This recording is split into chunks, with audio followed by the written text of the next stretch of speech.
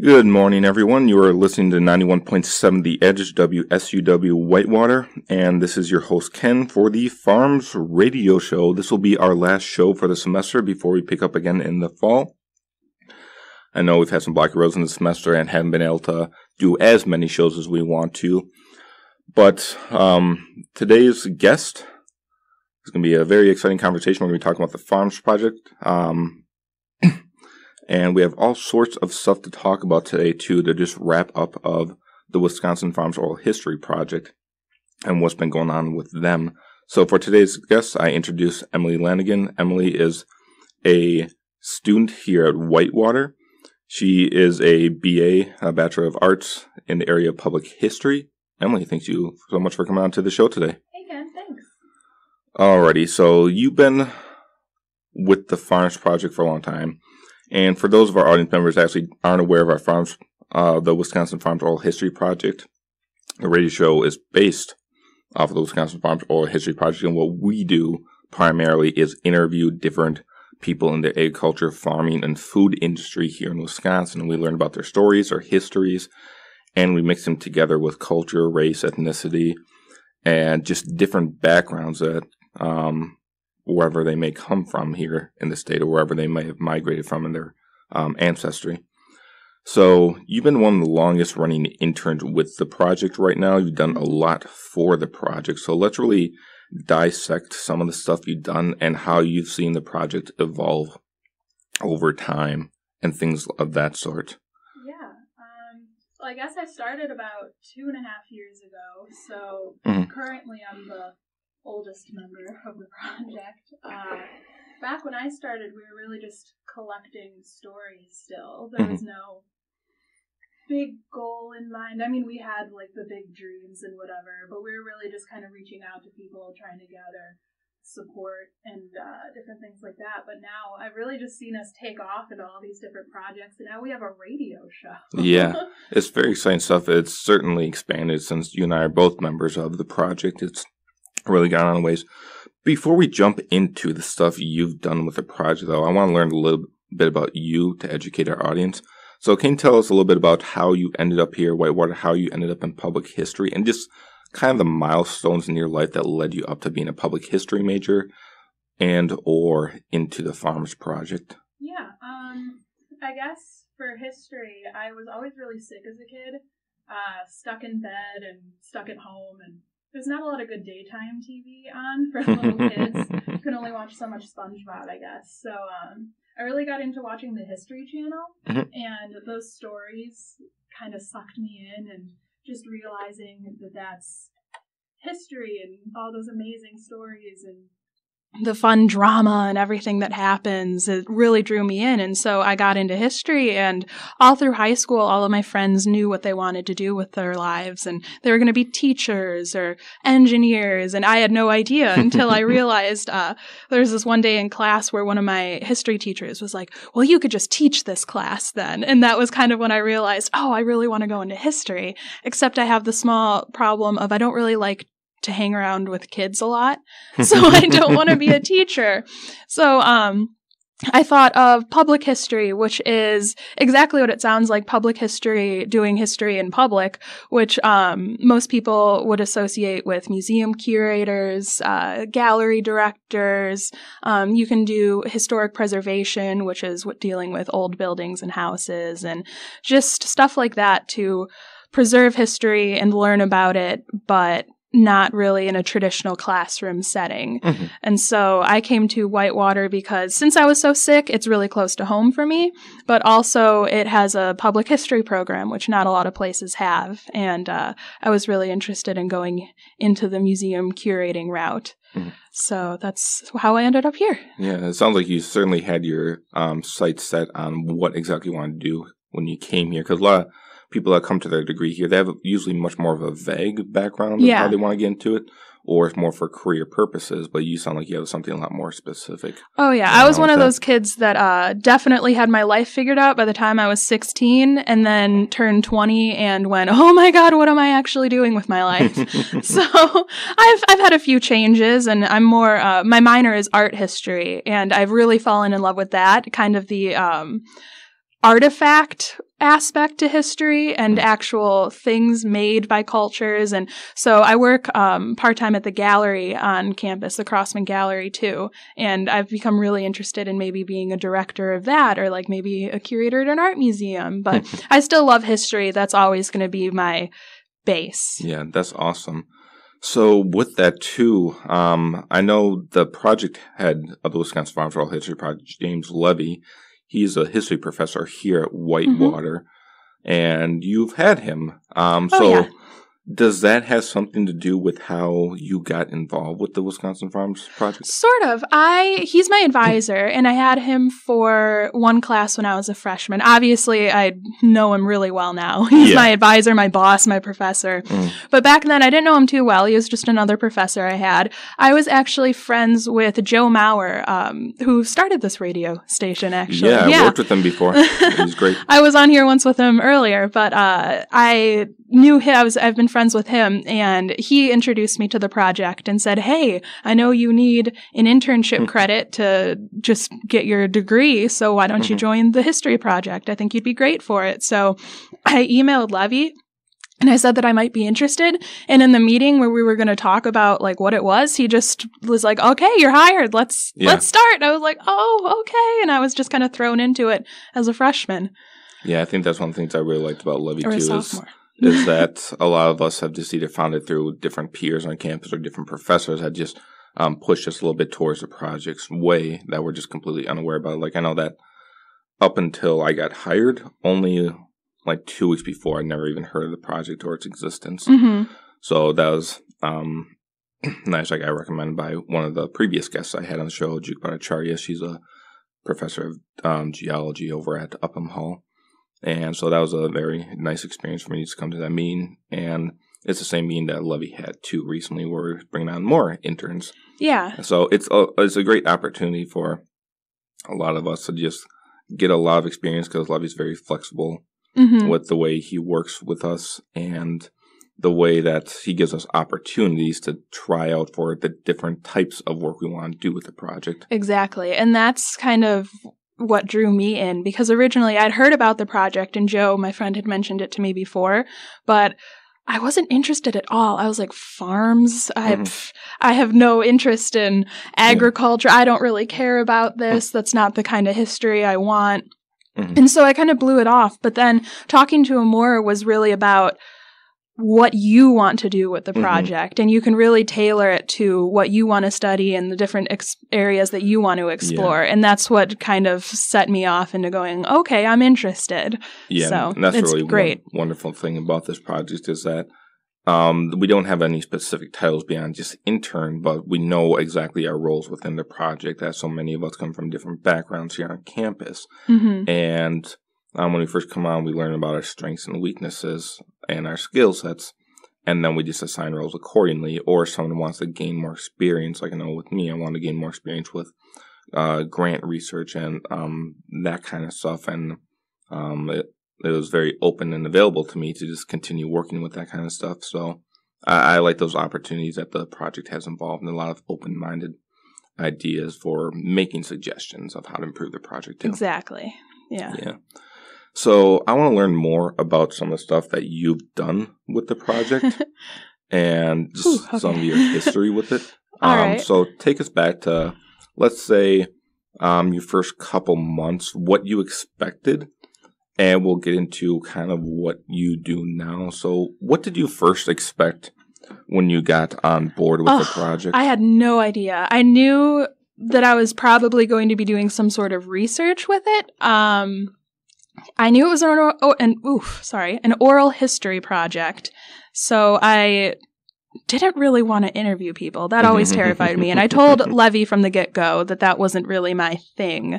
And so he said, all right, well, we'll just put you on some sort of research. And that's when he introduced me to the Vangs. And I've kind of been with the Vangs ever since that day. They're a small organic Hmong farm in Jefferson, and I started researching them and getting into their story and just doing contextual stuff with their interview, because I did tag along on their interview. I didn't ask any I didn't really do the interview. I was just there because I kind of stalked them for a couple of months. That sounds horrible, but I really did. I mean, I was on the internet and just everywhere. What could I find out about them specifically? What could I find out about their background in general? And then I went along to the interview, and from that, I did contextual research, which is anything they say, I go and I do a bunch of research on it. So Chu Vang was from Laos, and he was in the U.S. aid during the Vietnam War fighting the communists. And so he mentioned that. And so I would go and then do a bunch of research on what the U.S. aid was or what the Vietnam War in Laos was like and different things like that. And I just got really into their story and they became my main focus. But I also did a lot of organizational stuff for the project too. Like I always say that I'm kind of a unofficial secretary of the project. You definitely fulfill that role too.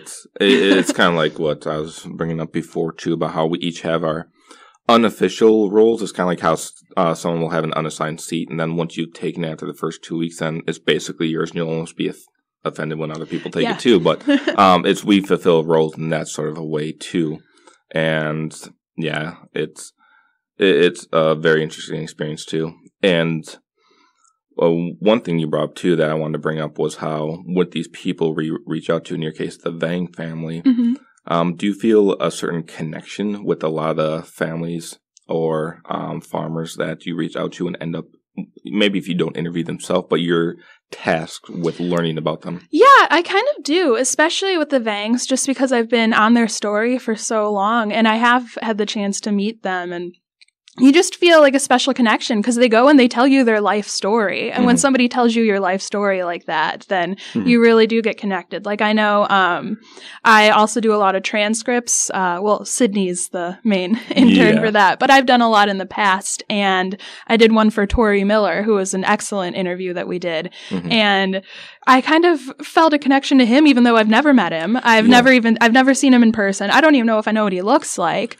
But I've read his whole life story. And you just feel this sort of bond with these people, like you do know them. It really is like reading a novel when you interview these people, especially if you're the person, as you mentioned, too, where let's say you're assigned with looking over the transcripts. I've had to do that, too, where there's people that I don't even know what they look like, but I kind of will come up with my own little personality or a visual representation of who they are and what they look like beyond the transcript after I end up reviewing them.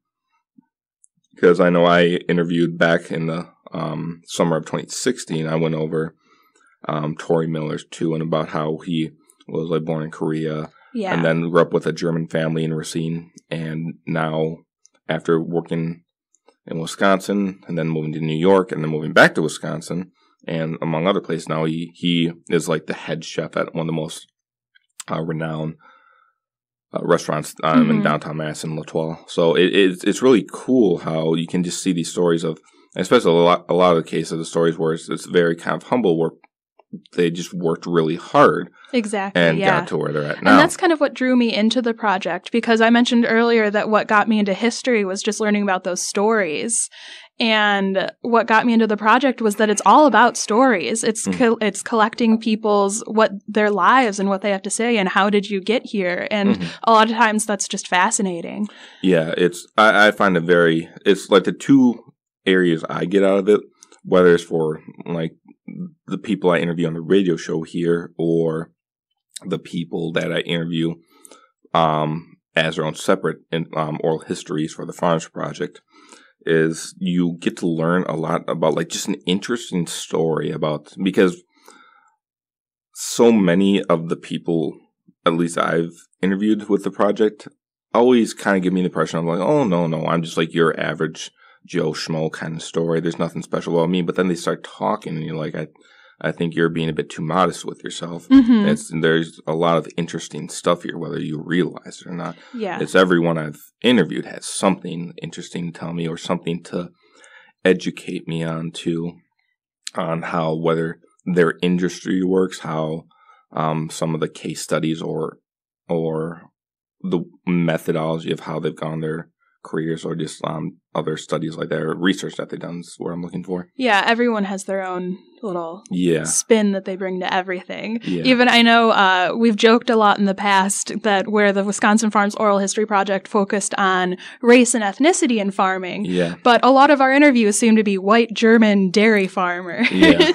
But obviously we have the other interesting story. Well, not the German dairy farmers are less interesting, but we have other races thrown in between. But then even through all of the white German dairy farmers we have, they all have their own stories that involve different ways of how they got here and what they do and their family histories. Mm-hmm. And you always gather something unique from everyone that you talk to. Yeah. And I think that since you bring that to us, an interesting point with the ethnicity cultural side of the project, where you'll get people that coming from different backgrounds means that you usually have like different practices within your industry or different ways. It's like when you go to farmers markets and there's a strong Hmong farmer population in Wisconsin, as you just mentioned before with the Bang family as an example, but the products that they grow and the ways that they grow it or the ways maybe even that they organize their businesses might be different too. And I think one of, you can give me your thoughts on this, one of our goals is to really take out some of the interesting or better qualities of those and share those ideas with other farmers or agriculture or other people in the agriculture industry to really just learn about that too. Because a lot of the people within these industries, they're very busy and they don't have time to share their stories. They don't have time to just maybe interact with others that they're just not normally accustomed to working with. Yeah. So, especially if they're in completely different locations within the state. Yeah, I think that kind of goes back to what I said earlier about when I first started, we didn't have all of the goals that we have now. Yeah. And that's really one of our goals that we've developed lately is this sort of outreach program where we can connect different farmers through their similarities or differences and really get the community talking and how ways that we can improve farming or ways that we can just share what we know through shared experiences, shared histories, or even just, I don't know anything about you, let's learn something new. Yeah. And I think that's one of the really great things about this project is, sure, we can be educational and we can collect all of these articles about what louse farming was like, with slash and burn farming. But that really doesn't help anybody but scholars who are maybe researching this. But what we do now is really important with trying to connect people. And I think that just makes us valuable to the community and Wisconsin agricultural community in general, too. Yeah. Is there, it could be more recent or up and coming with the project that you worked with? Is there any goals or objectives that are in relation to these sharing of farming ideas with farmers with other farmers? Yeah. That whether we complete them or they're in progress or they're just planned out right now. Is there any examples you want to give me of that? Yeah, well, I know we're planning that website, the really awesome website thing that we want to do. We want to kind of go and take pictures of different areas and then do like a historical picture of that area and then like a little slider into what it is now. And so I thought that was really cool just to see that. But I know our website is doing different things. I think we've set up dinners in the past, I know, where we've brought different people that we've interviewed or were interested in interviewing and brought them all to a nice dinner and just had a conversation about farming and what's new, what's changed, where are we going. And I think that's really great. And I know that we want to do more things like that with this website that we have in mind and all the cool features we're going to do. I think we really want to bring the community into it just like we have done in the past. Alrighty. Would you say that one of the services the Farmers Project serves to the farmers that we reach out to is that we can take a lot of complex information and put into manageable and bite-sized pieces for them to just look over through our website, through the way we reach out to them on these farm dinners, like taking information that they might not have time to look into and putting it in a way that we can share ideas with them. Yeah, I'd say we definitely do that. I say even this radio show kind of does that. I mean, we all go around and we interview these people and we find out their stories and all these different things. And then we go and we research about it. And then we can sit down and talk about it. Kind of we're like the liaisons for all of this. We go and we collect and we hear all these different stories. And then we're the ones that can kind of piece it together for everyone and then share it with hopefully Wisconsin or even beyond that. So I think we definitely have a little bit of a, I don't know. Yeah. Yeah. Yeah, it's a role with that. And it does bring me into one thing too. You're a public history major, so this can really expand to your knowledge a little bit beyond the Farms Project and just to your major itself. But it does get to one of the core points of the project that I don't believe I brought up on the radio show before.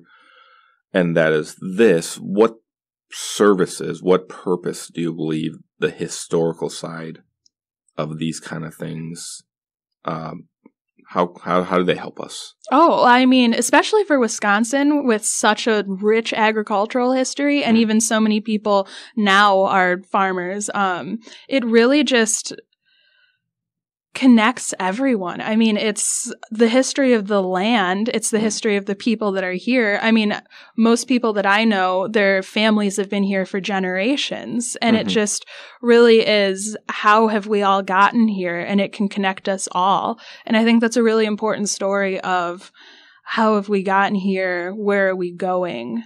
Sort of thing. And the historical side of it is just preserving these stories, especially with the older farmers that we interview.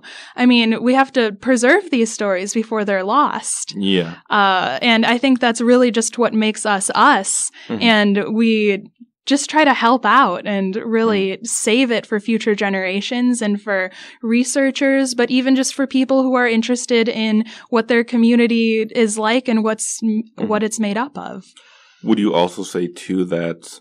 Because I completely agree with you that I think it's very interesting that we're getting stories that, let's say, if we didn't exist as a project, might never be gathered. I know that at past events that we've been to, we can bring up later, that we met people that were super enthusiastic once they heard about us and said that, hey, I have all this family history, but I want to get it to someone because they might have, let's say, brought it to their local county historical society, but they want to continue spreading the word about their families' achievements, their families' homestead. Yeah, I mean, it's great to share it with a historical society. And you have it preserved there for the future, and those are probably people who are going to go research. But I think what we really do is get it out into the public. We really help people share their stories.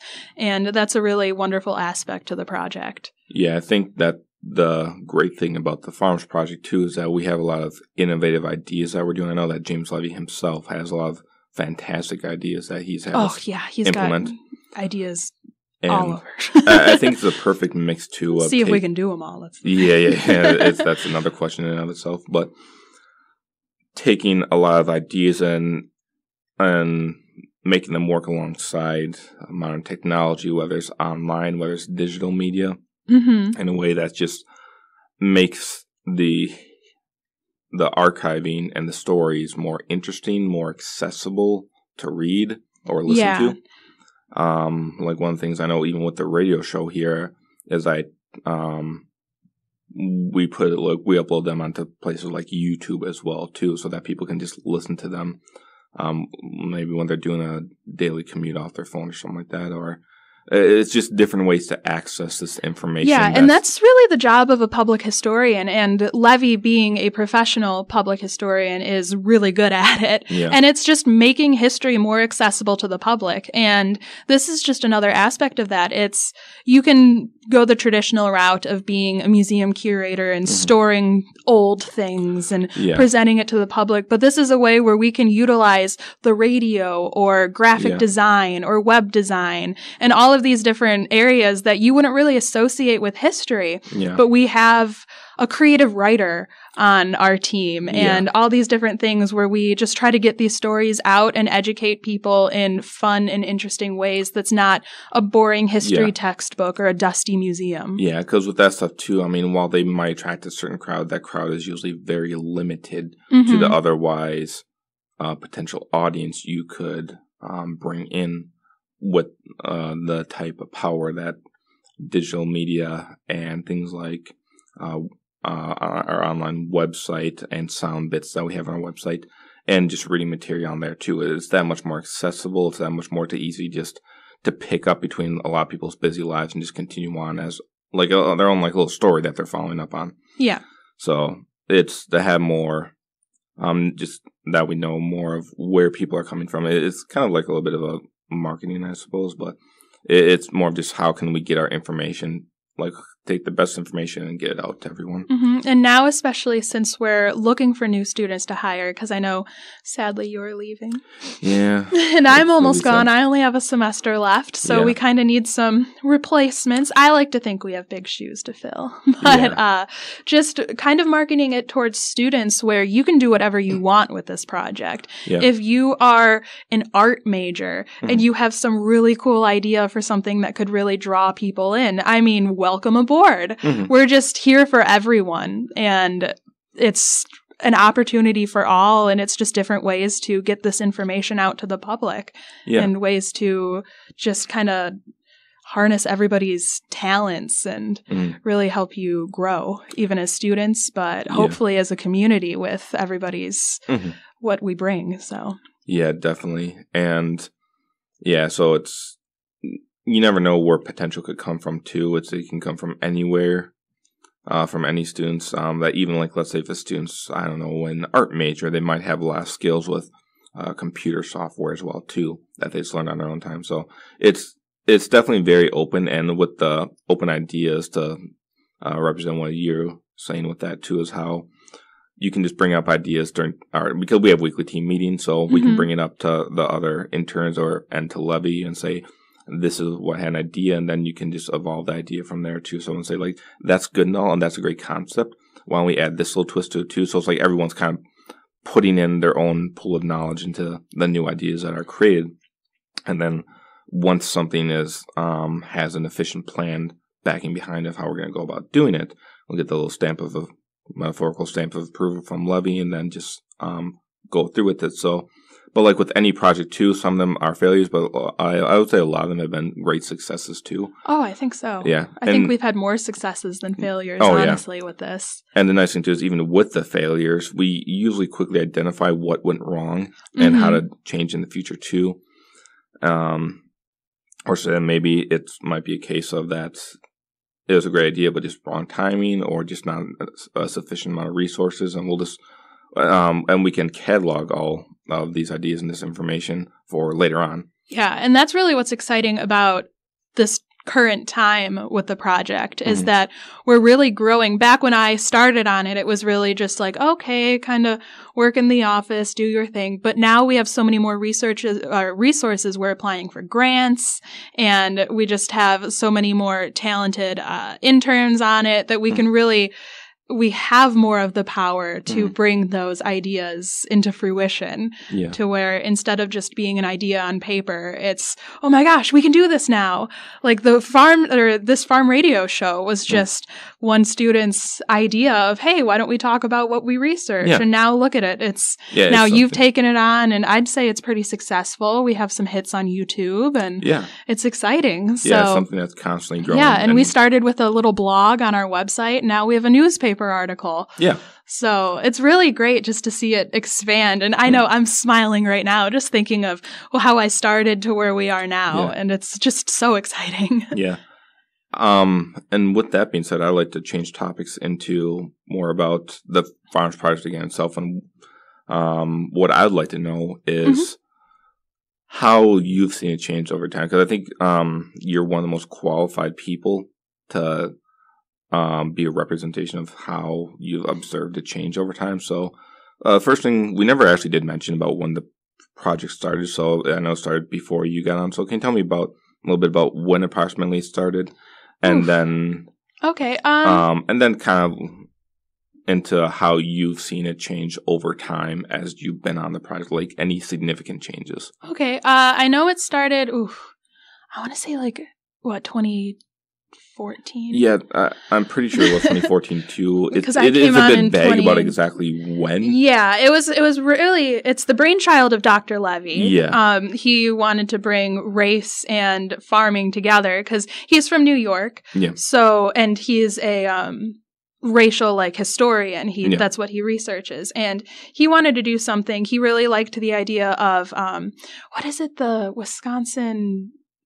So whatever something Wisconsin does, the UW schools where they kind of reach out to the community, and he really liked that idea, and he wanted to do something with his with his work and kind of bring it to Wisconsin. And he thought of like farming. Everybody in Wisconsin, farming's a huge thing, and that's kind of where it got started. I know it started with a few students that just went out and did interviews, and that's really what it was at first, was just collecting these stories and trying to find out if there really was something here. And then, of course, once there was, it expanded into different schools being on board. So we are actually a collaboration between multiple UW system schools. And when I came on, it was really still kind of in that stage of, okay, let's collect stories. And I wasn't too much into that, but it was a lot of interviews and research, and I did mostly research. I mean, it was, I don't want to say it was boring because I enjoy research, but that's kind of all it was just collecting information about things. Yeah. And then we kind of got a bunch of interviews. I think we're up to like 300 and something now. Yeah. 393, I think. It's way up there. I should know the exact number, but it slips my mind right now. And so we got into that, and that's how I got more into the organization, because I came in and went, oh my gosh, we have all these interviews, and where are they? Yeah. And so I've started trying to organize the files online, and I also have the binder project in our lab where we have all of our interviews, transcripts typed out, logs, release forms signed, all in binders. So it's kind of a mess right now. That's the legacy I hope to leave, is fixing that. But yeah, I think you've done a fantastic job with that. Thank you. But we've really just come from that and having ideas of what we wanted to do. Really like reaching out to the community. That's something we want to do, but we can't really do yet. Or even just, let's have a website. We don't really have a website now. Let's try to get a Weebly thing going. And then we just hired more and more students. I think, were you in the round of interns that we hired like 14 people at once? I'm not sure. I started on in January 2016. Okay, I think so. I had my first meeting with everyone, which was about like 15 people there. Yeah, because it was, I think I was... December 2015. I think I was the only person that was left over from, because when I started, there were like 4 people on it, including me, and then it rolled over into the next year, and all of a sudden we had 15 interns, and it's just like, whoa! And we had people from every walk of every different major that you can imagine. And I mean, some of them fizzle out, and then you're left with the people that are really dedicated, which is what's amazing. Yeah. And so we've just really developed some awesome interns, and I think that's what's made us what we are now. What's really pushed us forward from where we were is that we just have so many people that do their own thing and have their own ideas and bring what they want to the project and just expand it. And I think now Levy has been a big factor in that, where he's able to go for all of these different grants and trying to reach out to the community to get people involved with us. And that's really what's going to help us expand in the future. But it's kind of what's got us to where we are now. We're kind of, I feel like we're on the brink of something really awesome. Yeah. Back then it was really just figuring things out, gathering information. But now it's like, okay, what are we going to do with all of the information that we have now? Yeah. And that's the exciting part of just trying to hire people now, even, where let's get some new people like the ones we have that have their own ideas and will push us even further to see what we can do. Like, I know we want to do like a traveling exhibition of the different research that we have now and the different stories. And now it's just getting the funds and the support from outside factors to really propel us into the future with what we can do. So I'd say that's the biggest change that I've seen, is it's kind of gone from a dream and a wish to an actual tangible, like we're doing things now, and it's really exciting. Yeah, it's definitely gone from, I would say, even when I got involved with the project too, that the scale of what we represent has gone up significantly since we started. And I even am very happy with the group of interns we have now too. And I'm not sure if you just mentioned this, but we have like just another end of the semester team meeting for a bunch of other potential interested interns that will be coming on with us. So I think that there's a lot of potential there too. And through the course of what I've seen with the project and what I've observed is that we've gone from more of a research stage in the project that lasted quite a long time, which, as it probably should, to more of we're organized. We have a lot of content. We've delivered a lot of content, and now we're ready to implement that content. Yeah, now it's just what to do with it. And that's where it comes. That's where all this brainstorming comes in of like, okay, so we have this. And that's how this is really a student-led organization too, because Levy can only do so much. I mean, he's a full-time teacher and he has a wife and a kid, and he's got a lot on his plate, so he can't be the only one that pushes this forward. It's a lot of the interns that he gets that are the ones that come in with new ideas and propel it forward. And we've been lucky in the last couple of years to get some people who have really been gung-ho about some things. Like, I'm excited, we just got Giselle, and she's so into the race relations. Just had her on the show 2 weeks ago. And it's just great to have all these people that are interested in their own things and can take this project to where it needs to be, which, I mean, we don't even know where it's going to go yet. We just have dreams, but it's definitely getting there. The way I've seen a lot of the interns that we've had too, especially the more longer running interns that seem really devoted to getting a lot of content and work done for the project, are very self-starters where and I think that's a great thing too, because it does create a very almost family-like environment with the way all this work out too. It's we all feel very comfortable with each other. Oh yeah, our meetings are fun. Yeah, it's a very quirky, a lot of humor, and it's very comfortable. It's I know I've worked jobs in the past too where I felt very stressed. Like I was aware that I'm in a work environment too, and we're in a work environment right now with Levy and all the other interns where we can feel comfortable sharing ideas. We feel comfortable with each other, but at the same time, we're still assertive enough to say that, hey, if we need this done, we'll kind of get on each other's back. Like, there's been a couple times I know I've slacked with some tasks where I just simply forgot about it, and someone will give me a friendly reminder, and then I'll jump back on it. Yeah. Or that I'm like, oh, I don't know if I can do this, and someone will completely support me and say, this is how we're going to get this done now, and vice versa. So it's a very... It's a team. Yeah, it's a very team-based environment, too, and that's what I like build about off of each other, and that's kind of one thing, since we are looking for new interns, that we kind of have to keep in mind is we need people that are willing to work in teams, but also have their own ideas to bring to this. It's not really a project where we can tell you what to do. Yeah. You really go your own route with it. And that's probably the hard part. That's probably where we lose some people. But that's really where we get those amazing interns that just I would say it's do what they want. I would say, it's definitely much more of a positive than a negative, at least from my observance, is that like we have had interns that came on and they just kind of like, oh, what should I do next? What should I do next? Kind of lost. And you can tell there's almost like, I guess, like a slight immaturity there of just not being fully aware.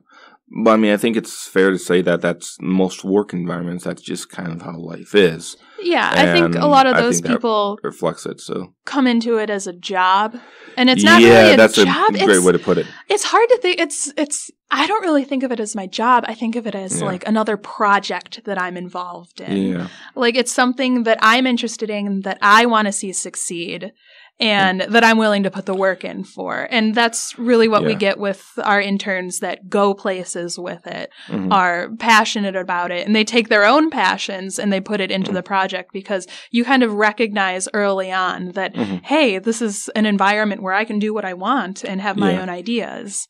Yeah, exactly, too. So it's someone that I think with everyone that's involved with the project is that everyone is very comfortable with sharing their ideas and speaking out. So I don't see any need for anyone to feel like a fear, even if there's someone that has a lot of good ideas, but maybe they're just like a little bit nervous, especially when you first start off on the project, you're told you can do whatever. And for someone that hasn't had work like that before, that can seem a bit intimidating. But once, I know at least with my case, that after about a month or two, I mean, I felt a bit more comfortable. And granted, I have had a job like this in the past too, where I was just told, here's how you manage, go fix it.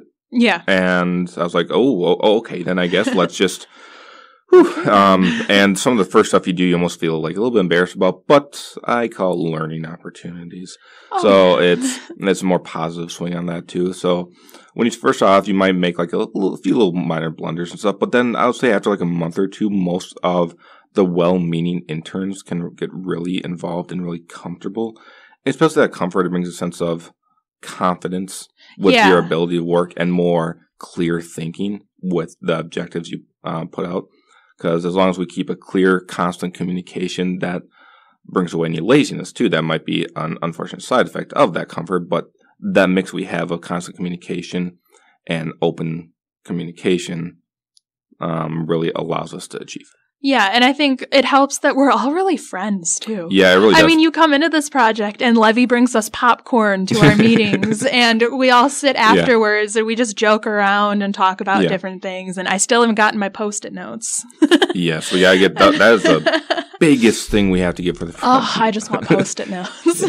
But, I mean, we joke, and we have fun, and we really just encourage each other to do what we want, and we're a really friendly environment. I know it probably, any new interns that want to jump on board with us, I mean, it takes a little bit to find your niche. Yeah. You should never think, oh no, I don't know what I'm doing. I'm worthless here. I can't do this. I mean, it took me probably a year to figure out what I was doing with this. Yeah.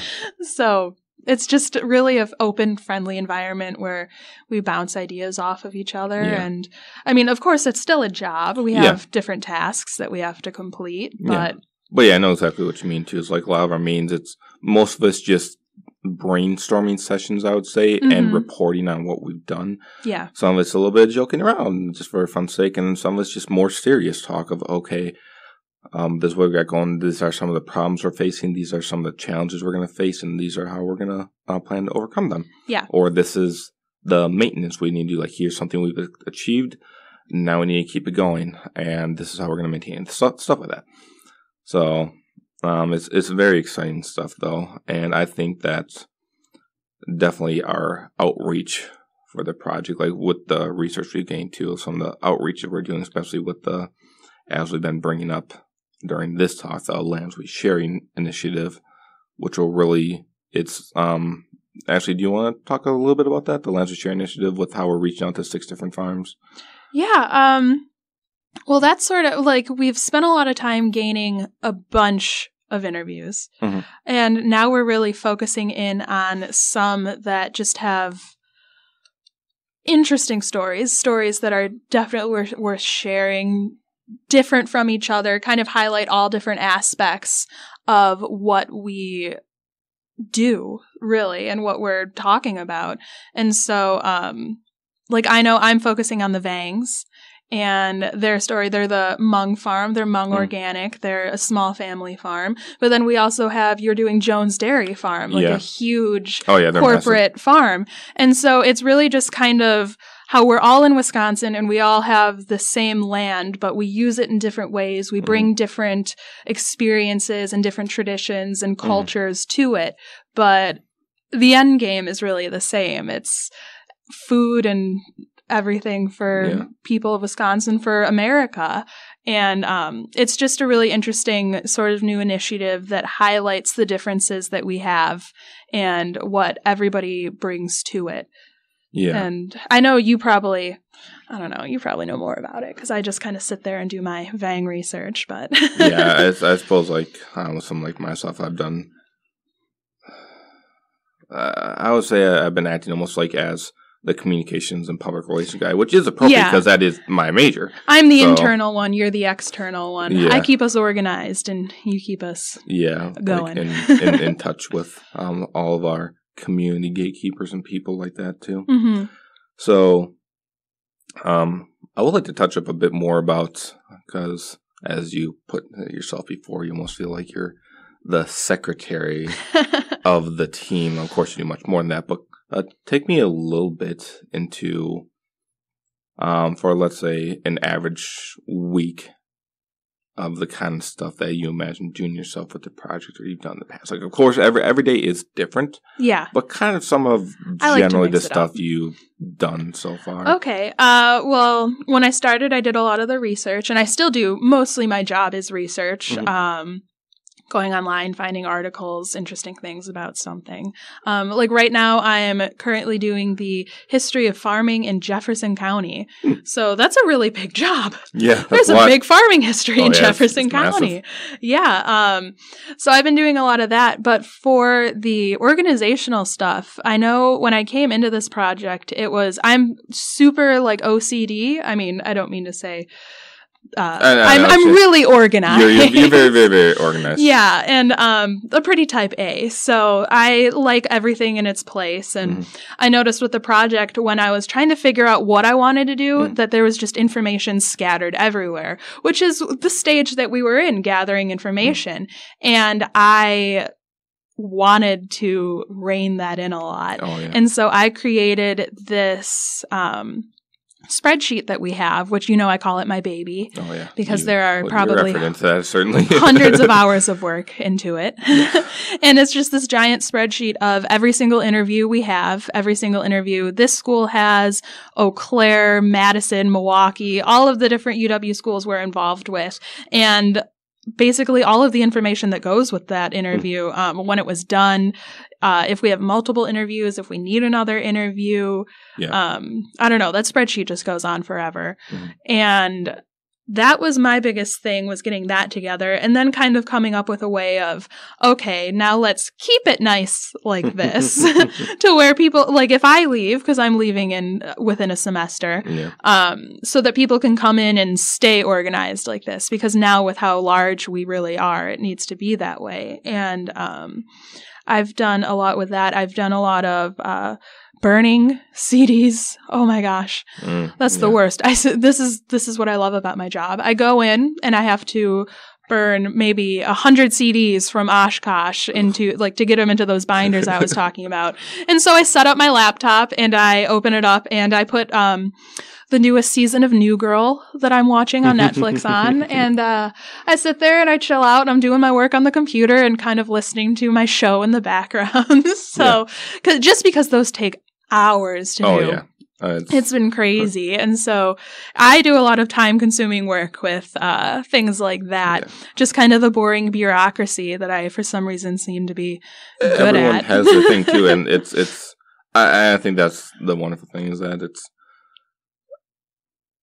I would say you definitely contributed some of the most important stuff to the project. I just try to, I don't know, I just stock the office, make sure we have stuff. And... Oh, no, like I really need, because it's a lot of the information, because I know we talked about this, especially during the later parts of last summer and this recent fall semester, where we got a lot of information suddenly from Oshkosh, and some of the students that brought in that information weren't... Well, they were students. They weren't interns. More students. They weren't interns. They weren't trained. And so some of that information was very sloppy. And you put down your hammer and you were able to organize everything in a way that's... I'm still working on it. Yeah, you're still working on it. Oh, my goodness. Yeah, I think I still have 2 folders of Oshkosh things to go through. Yeah, and that's kind of stuff that it's easy to take for granted, too. I would say that's one of... my concerns when I first got involved with the project that has been resolved since, was that while we had a lot of great ideas, there's a lot of need for organization of all this information. Like, having great ideas is great, but if you can't organize yourself, or find the bureaucrat in your group, as you mentioned, then it's hard to move forward with anything. So it's getting all of this time invested and all this ridiculous amount of data now that we have in Excel sheets and documents and PDFs that are on our hard drives and disks, that it just wouldn't be possible to really move forward with the stuff we're doing right now. Yeah, and that's, I don't know, kind of saw that in myself when I was trying to find my niche in the project, was that everybody came in with these cool ideas. Joe was doing these mapping sets with all the different farms, and the radio show was coming to fruition. And I'm sitting there like, oh, I'm a history major. I can do research. But I knew that I was really good at organizing things. And I just kind of took a step back and said, all right, Levy, I'm going to take, I kind of told him what I was going to do, where I walked up to him, and I think it was over the summer. I'm like, hey, over the summer, I'm going to do this. And he's like, okay. And that's what I did. And so that was kind of just me finding my own thing that's really expanded into, I think, something that's been more important than I thought it would be. Yeah, and I think you serve as a perfect example for other potential interns that might certainly be listening and are curious with us now about how to take your own initiative and really feel accomplished for it. You had a vision of how you're going to get all of this bundles of information that you found the project and just really organize it all. And you found your place of where you wanted to be. And it's kind of funny, too, because you want to think about using you, me, and Sydney as examples of 3 interns on the project, where I'll do some, like, you and I will be, the one thing we both share in common will be, like, researching. So you might research into somewhere in, let's say, Jefferson County. You'll come up with a new farmer that has a lot of notoriety and is very unique history. You'll relay that information to me.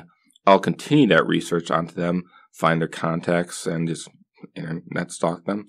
And then eventually reach out to them and then see if they're interested. And a lot of times people are very enthusiastic, so I'll get an interview. So I have a preliminary interview, then do like the actual sit-down interview, like 2 months later. And then I will take all that audio recording, shoot it to Sydney. She'll take that information, transcribe it, and then she'll send that information to you, and you're organizing it. It's fun because it just comes full circle like that. Yeah, I know. We really couldn't survive without all of us. We're really such a team that I don't think it would work. Yeah. So each of us definitely play vital roles. Exactly. And that's why it's nerve-wracking now, kind of getting into you leaving. Because you're a huge... Oh my gosh, I don't know what we're going to do without you. So it's definitely, like, I don't know, I am a bit optimistic in this particular situation. I feel that the more organized a group is, like, regardless of the project, that the more enthusiasm people have for moving forward. So I think that what we have now is so established that looking forward, it'll be that once we find the right interns, of course, we can pick off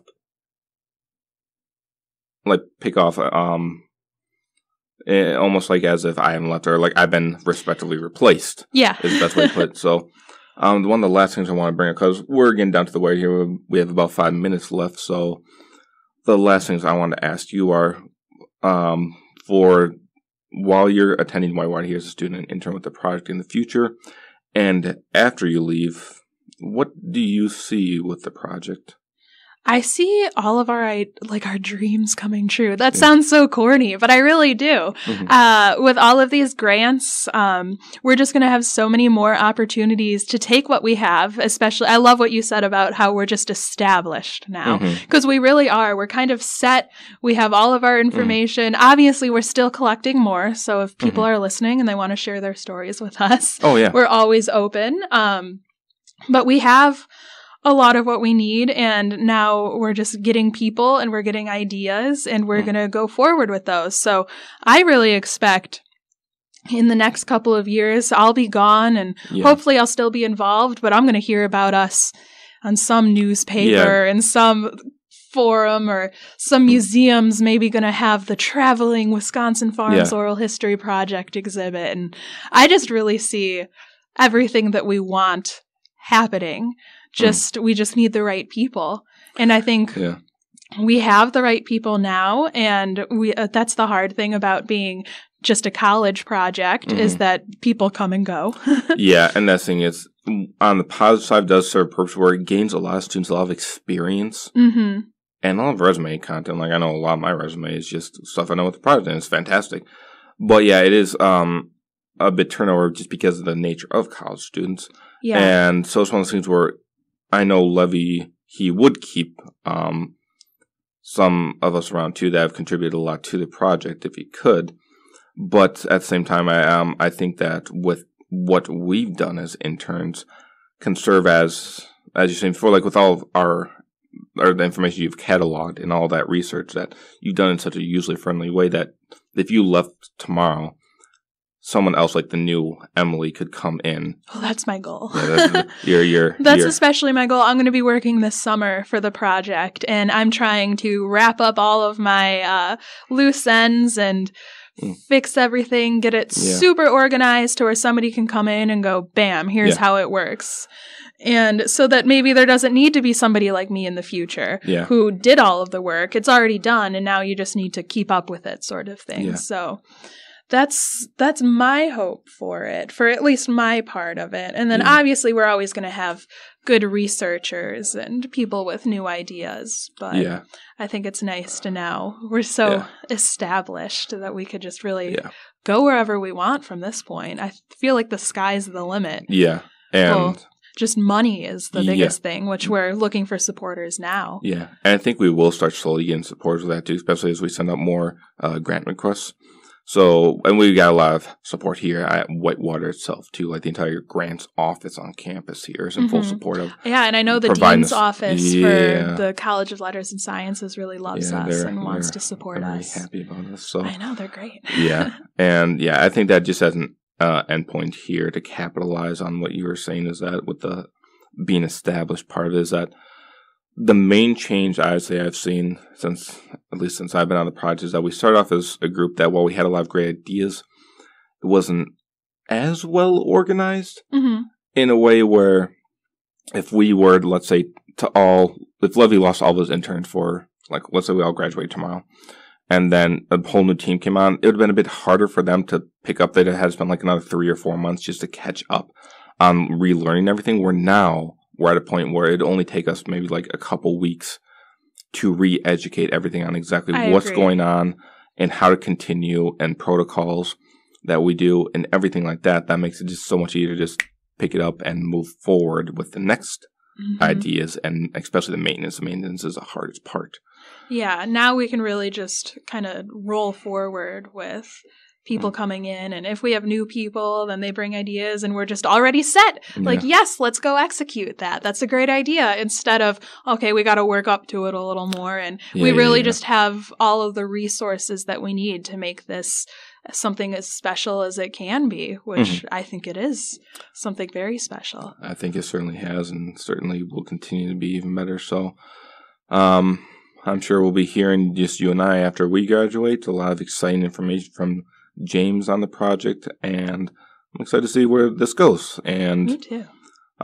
For everyone listening, that if you're interested in us, you can find us at wisconsinfarms.org, or you can email us at wisconsinfarms@gmail.com, and that's our website and email address. And whereas we said right now too, we're still looking to do interviews, we might be a little bit caught up, but we do have our contacts list. And as I told other people past, like, hey, it might be a couple months, it might be a year that we reach out to you, but we still do have all that information logged. And so as we continue to get more support, we'll continue the amount of interviews and the amount of organization we can do to catalog all the information. Because everyone we bring on an interview, we want to do in such a respectful way that we keep all the information. So, Emily, thank you very much for coming on to the show today. Well, thanks for having me. I love talking to you. Alrighty, so once again, this has been brought to you by the Wisconsin Farms Oral History Project. This is a Farms Radio show. I can't give you guys information on when we'll continue up in the fall, but we'll probably be having, fingers crossed, a new host for the radio show. So we're in the interviewing process right now. If you are a radio student and sounds like this is something that's right up your alley, feel free to contact us, or just reach out to James Levy. You can find him in the UW directory as well and find his email there. Levy spelled Levy. So, you're listening to the 91.7 The Edge, UW Looks like it's just going to be a really nice, slightly windy day for the rest of this Sunday afternoon. So, hope all of you enjoy the nice spring weather. If this is your last week, study hard for finals. You're almost there. Here's some new music for you. Have a good one, everyone.